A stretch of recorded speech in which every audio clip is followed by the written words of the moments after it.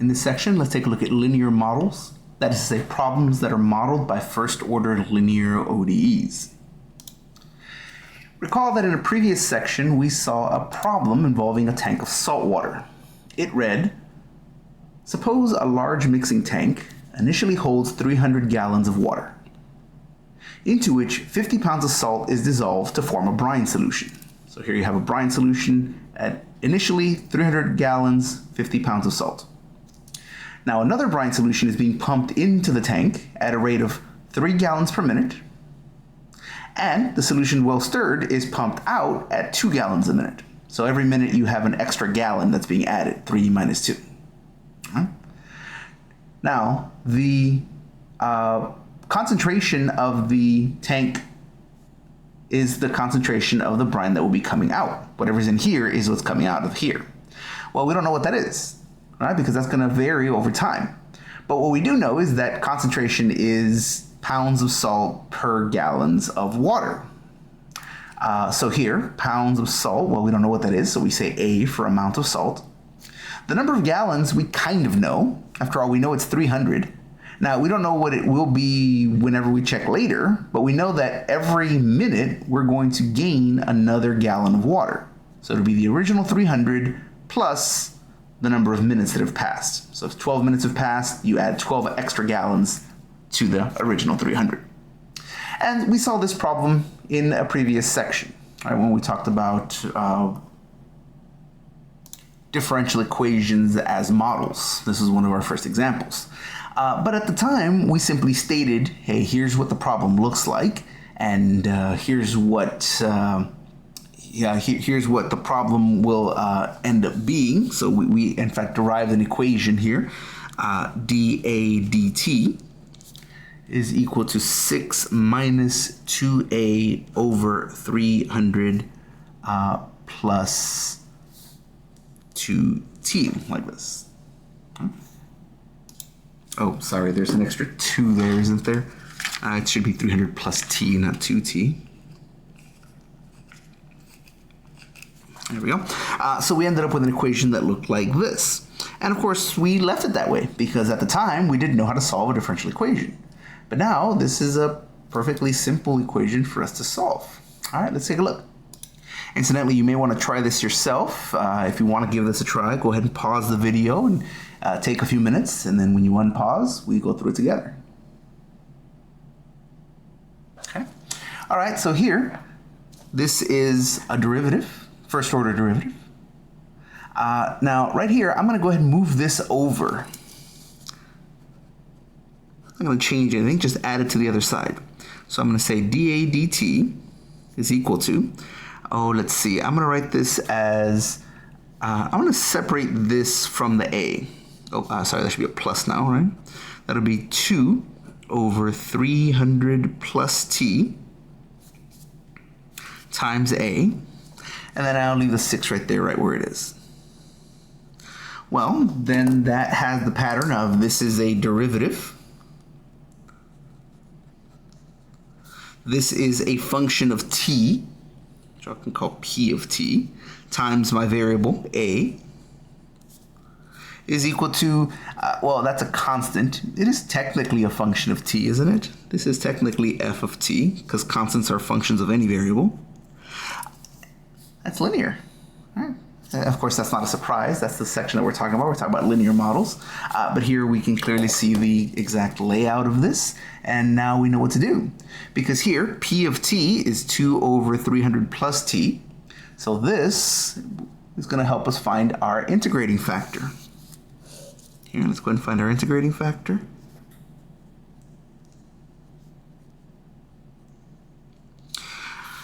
Let's see, our integrating factor mu is equal to e to the integral p of t dt, which in this case will be e raised to the integral of 2 over 300 plus t dt, like this. And that ends up being a natural logarithm, doesn't it? So here we end up with e to the, let's see, so the 2 can be brought out, so that's just 2. And then the integral of 1 over 300 plus t is the natural log of t plus 300. Okay. Oh, let's see now. I can take this 2 and pull it up as part of the argument of my logarithm. The property of logarithm lets me do that. Any multiple can be brought up as a power. So that's e raised to the natural log of t plus 300, the whole thing squared like that. And then these two just cancel out here, don't they? So here this ends up giving me t plus 300 quantity squared. So now that we have an integrating factor, we can go ahead and use that and multiply it all the way across. So let's see what we get here. That will be t plus 300 quantity squared times dA dt plus, let's see, that's going to be 2 over 300 plus t times t plus 300, again squared, is equal to 6 times t plus 300. Like that. Just multiply it all the way across. Here, this is the same as this. The order's backwards, but addition's commutative anyway, so this cancels one of those. And here I can distribute this stuff. So this gives me t plus 300 quantity squared dA dt plus double t plus 300, which notice that is the derivative of this. Times, oops, I forgot my a, didn't I? Let's go ahead and put the a in there as well. Is equal to 6 times t plus 1800. Now, this side, remember the point of using an integrating factor in a linear equation is to turn this into the result of the product rule.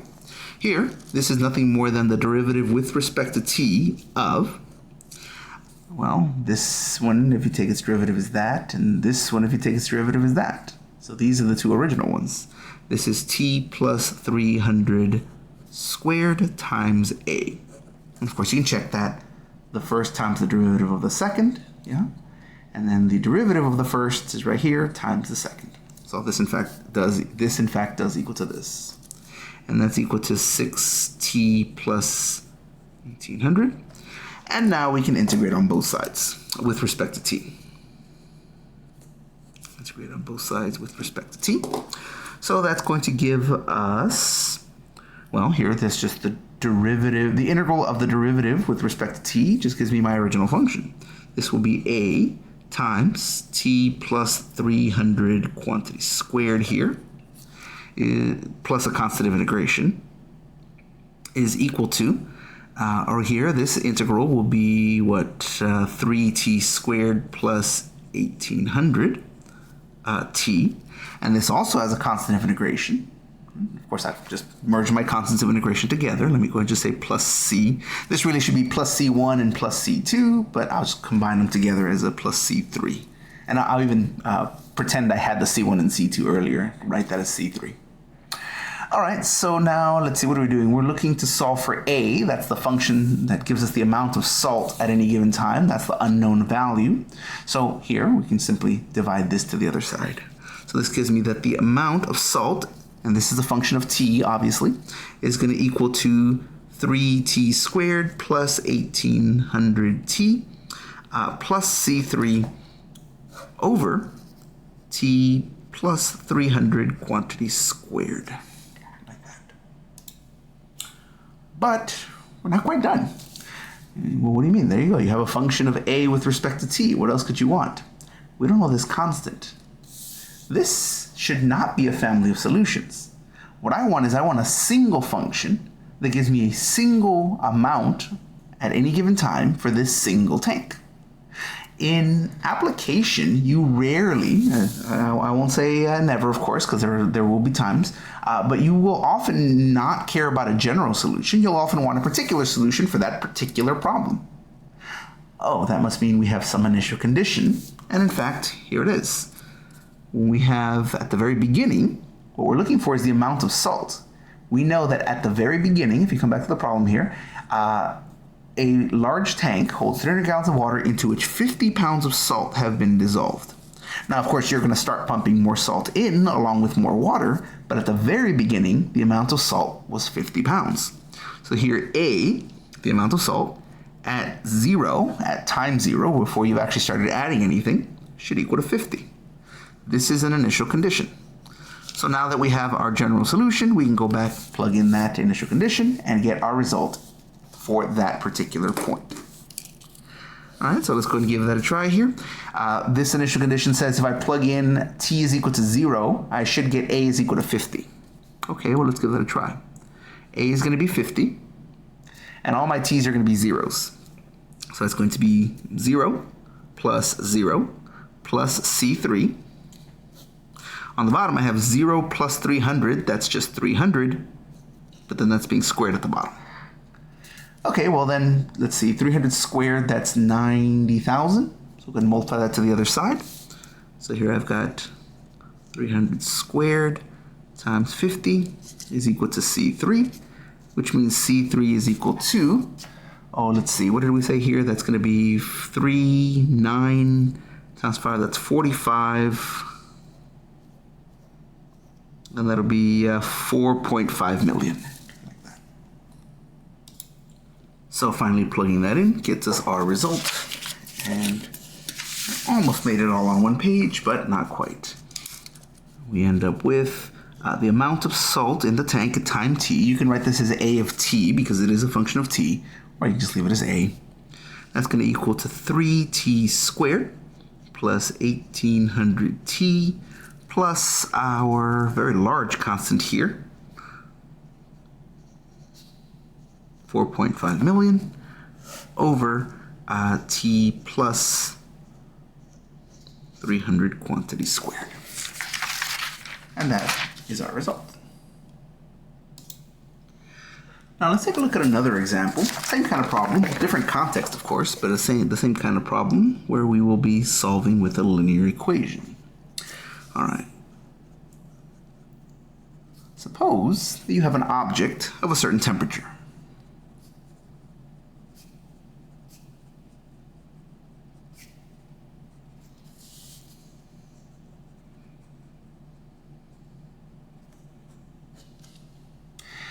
Now you're going to place that object in a medium of a particular ambient temperature.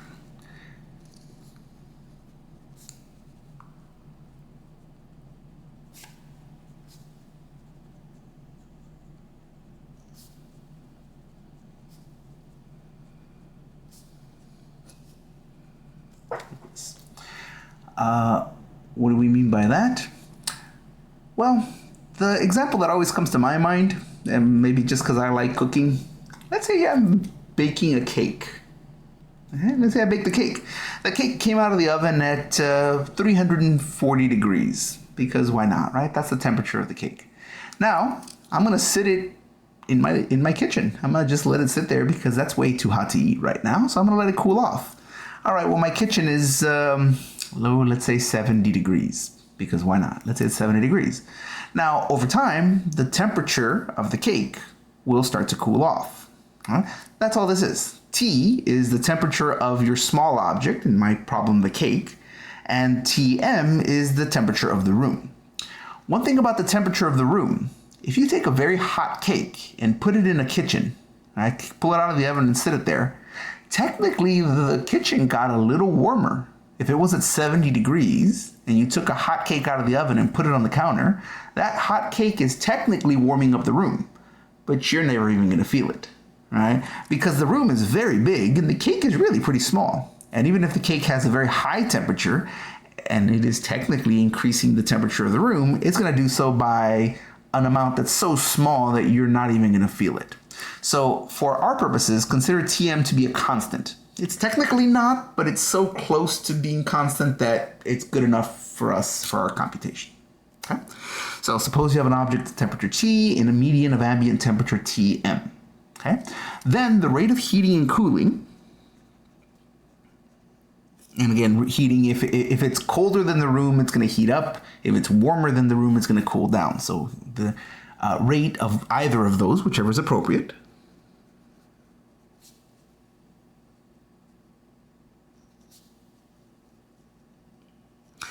is empirically shown. You can actually do this in a physics lab. It's a common experiment to take temperatures in a stopwatch and actually see this in action.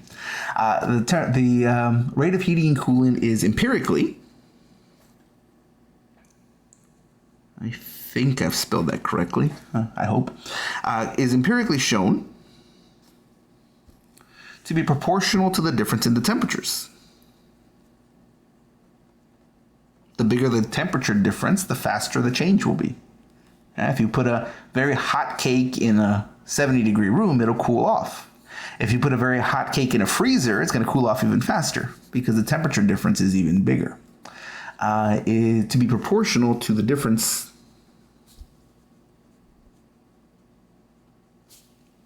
in the temperatures.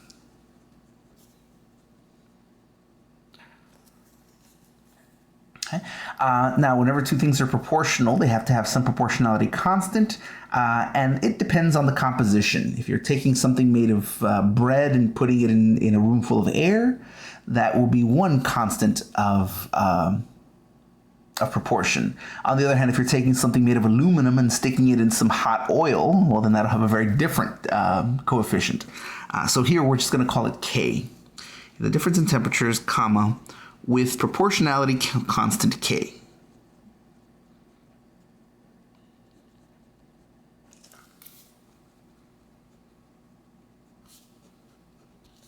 Okay. Which again will depend on the composition of the object and the ambient medium. Yeah? Okay, well, how do you write this? Well, let's see. The change in temperature. Oh, well, I took Cal 1. Anytime I hear the word change, I write derivative. So the change in the temperature. Oh, when something changes, it changes over time. So that's that sounds weird to say, right? dt, but change in temperature over time. It's a little more clear when you write it. So here, the rate of change of your temperature is proportional, with proportionality constant K, to the difference in the temperatures. Hey, that's a differential equation, isn't it? In fact, it's a first order linear differential equation. As if that were any surprise, that's the section that we're talking about right now, right? So again, note that this is both linear. If you note, however, that K is a constant, you also might notice that this is separable, because here you can actually just divide this over this way and write it in differential form, and that's separable. Whenever that happens, sometimes one problem will be solvable by more than one method. Just pick whichever one you think is easier. You don't get any extra points for going the hard way. Do whichever one you think is the easiest. So here I can do this by integrating factor. Sorry, I blanked on the word there for a second. I could do this by an integrating factor, or I could just note that this is separable. And at least in my opinion, I think separable problems are easier to solve. So I'm going to do it that way. Okay. Now here, we're going to make an assumption here. We're going to make an assumption that we're looking at a cooling problem. That is to say, the temperature of the object is higher than the temperature of the medium. So again, we're looking at a cooling object. You say, does it make a difference? What if it was a heating problem where you had a low temperature object and a high temperature medium? You take a piece of aluminum and drop it into molten steel. It'll still work out the same way. It's just we'll have a different sign, positives versus negatives. And here I'm just going to do one of them. So here we go. All right, so let's go ahead and solve this problem. We're going to do this by separation of variables.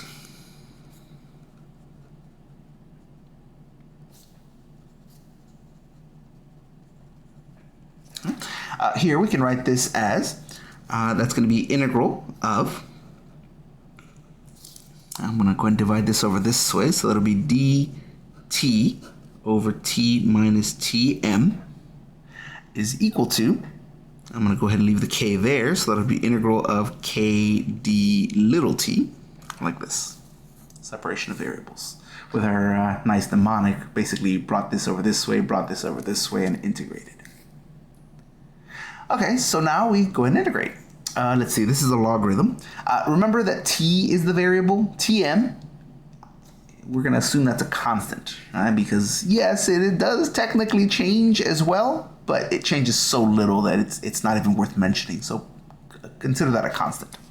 So here, that's just going to give me a natural log of t minus tm. Like this is equal to, here we're going to have kt. Again, both of those are supposed to have a constant. There's a C1 there and a C2 there, so I'll just combine them over here, and I'll say C3, just to pretend that I did the C1 and C2 there. And now I can exponentiate to get rid of my logarithm. So here, t minus tm is equal to e to the power kt plus C3. Remember that when you multiply, when you add powers, that's the same as multiplying e to the kt times e to the c3. So that's e to the kt times e to the c3. And since that is a constant, exponentiating a constant gives you yet another constant. So here we'll just call this m1, the first of our coefficients, times e to the kt. Okay? And finally, since we're looking for equation for temperature, here this is a constant, right? We don't need to find this, we know what this is. We can move that over to the other side, and we get the equation that T is equal to the ambient temp, so the temperature of the object is equal to the temperature of the medium plus some constant times the exponent e to the kt, where k is the proportionality constant of our materials. Okay? Now, you might look at that and say, okay, well, there we go, we solved the problem. And we did, and this is a nice, useful equation. But if we're looking at application problems, this one seems lacking a little. Like, applications, don't they usually have, like, numbers? Don't I actually have, like, you mentioned a cake. What happened to the cake? Here we just have a formula. Well, yeah, in fact, that's exactly what the application was here. The application was to find a formula that gives us a temperature of an object over time. However, let's actually throw in some numbers. Okay, so so right here, this would be the end of the problem. But now, as a follow-up, I'll just call this a third example. I'm just kind of picking up where this one leaves off. Suppose you have a cake. Everybody should stop talking about this. I'm getting hungry. Oh well. Suppose you remove a cake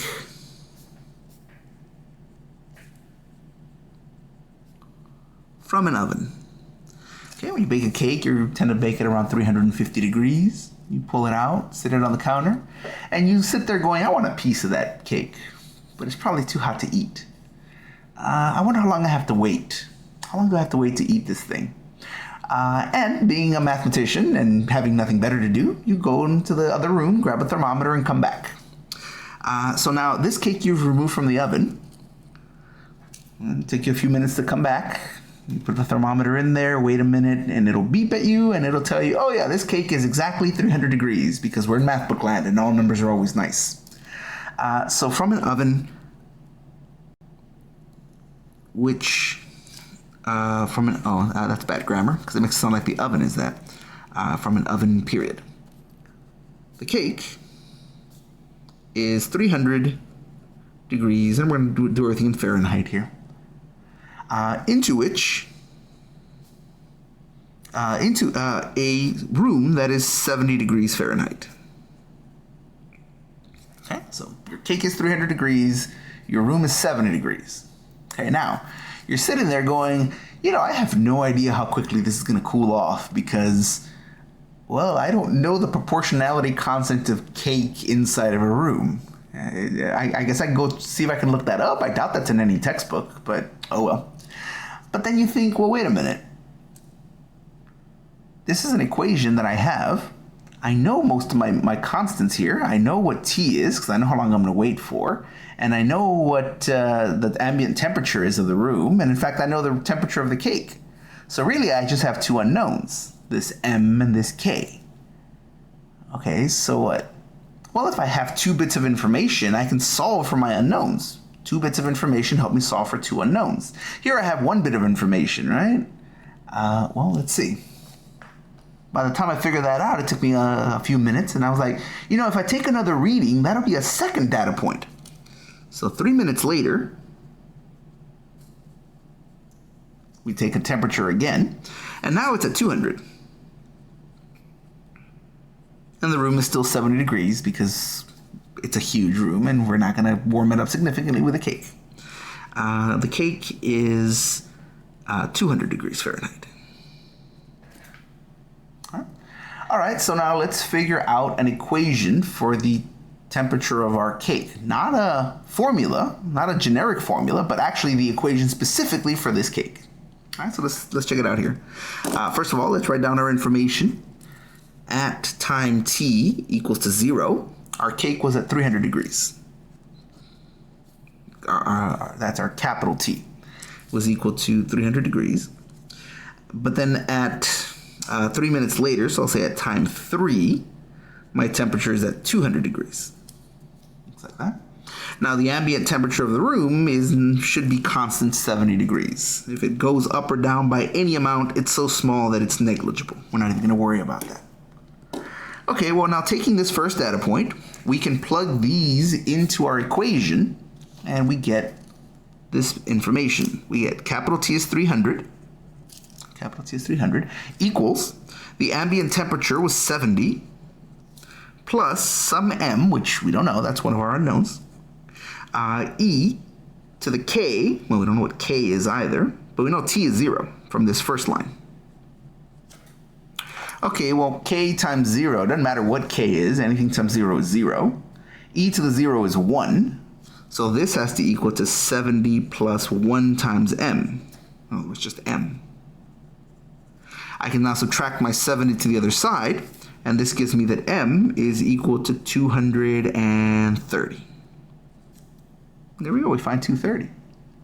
But now we have solved for one of our unknowns. So now let's take our other data point, plug that in along with our now known m to solve for our other unknown. Using the same equation, capital T is now 200 for this second data point,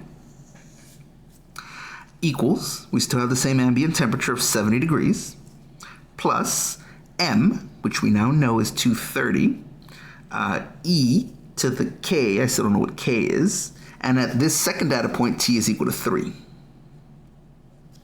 Okay. So now to solve for k, well, that's going to take me a little more effort, isn't it? I'm going to subtract 70 this way. So this will give me 130 is equal to 230 e to the 3k. I can then divide both sides by 230. 130 divided by 230, that's just 13 over 23. Just be easier for me to write in the next line here. So this would be 13 over 23, you can say 130 over 230 if you like, is equal to e to the 3k. I'm trying to get at that k, so let me take a logarithm of both sides now. Natural log of 13 over 23 is equal to the natural log of e to the 3k, which of course that's just going to be 3k. And finally I can get the k by itself by just dividing both sides by 3. So this will give me 1/3 the natural log of 13 over 23. Which may not be the nicest constant in the world, but it is a valid constant. Here this is approximately, let's see, approximately, should be a negative, because we're looking at a cooling problem. 13 over 23, oops. No, that's right, 13 over 23. Take the natural log of that, and then divide by 3. Yeah. So it should be a negative, it's not a very big number, 0.19018, more or less, give or take. And there is our constant K, which means that our actual equation for our temperature of our cake for this particular problem, using some initial conditions, is 70. That was our ambient temperature, that's our 70, plus our m, which we found to be 230, times e to the kt, where k is, if you want to use an exact number, it's this number right here. It's 1/3 natural log of 13 over 23 times t. Or if you are okay with an approximation, which you, in application, you often decimal approximations are fine in most applications here. You end up with 70 plus 230 e to the negative 0.19018t.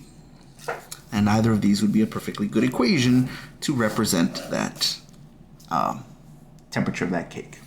So if you sat there and thought, well, I wonder what temperature the cake is going to be at. You know, I've already waited 3 minutes and it's gone down to 200 degrees. I wonder what happens if I wait another 3 minutes. Okay, well, that's a total of 6 minutes. So the temperature at time 6 will be 70 plus 230 e to the minus 0.19018 times 3, which 0.19018 negative times 3, exponentiate that, times 230 plus 70, oh, sorry, not 3, 6. I said 6 and then I wrote 3 here. I was like, that's not right. That can't possibly be right. Try that one more time. 0.19018 times 6. We're going to exponentiate that. You can't expect me to be good with numbers. I'm a mathematician, for God's sake. Times 230 plus 70, and that's 143 degrees, which I'm hungry enough. I think I'll give it a try after 6 minutes, yeah? So here, after 6 minutes, it will be approximately 143.5 degrees Fahrenheit, which makes us happy. One thing to note about this equation here, note that exponential functions, this is an exponential with a negative coefficient here, with a negative power. So the graph of it will look like this. It has the horizontal axis as an asymptote. Okay, yeah, so that means that this will never reach 0. It'll always be some positive number, very small, but positive. So if you multiply it by a positive 230, same thing. 230 times this will always stay positive. It'll get very small very quickly, but it should always stay at least a small positive number, which means that the temperature of the cake will be 70 degrees plus something. That is to say your cake technically never reaches the temperature of the room, although after 30 minutes or an hour, it'll be so close to the temperature of the room that no one can tell the difference. But technically speaking, it never quite reaches 70 degrees. It always approaches 70 degrees asymptotically. So here, note, the object approaches the ambient temperature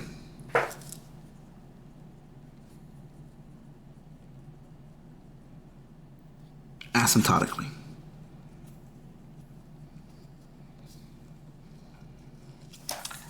And that is our result. So that's it for this topic, and that's it for this section. If anybody has any questions, please let me know. Hope everyone has a nice day.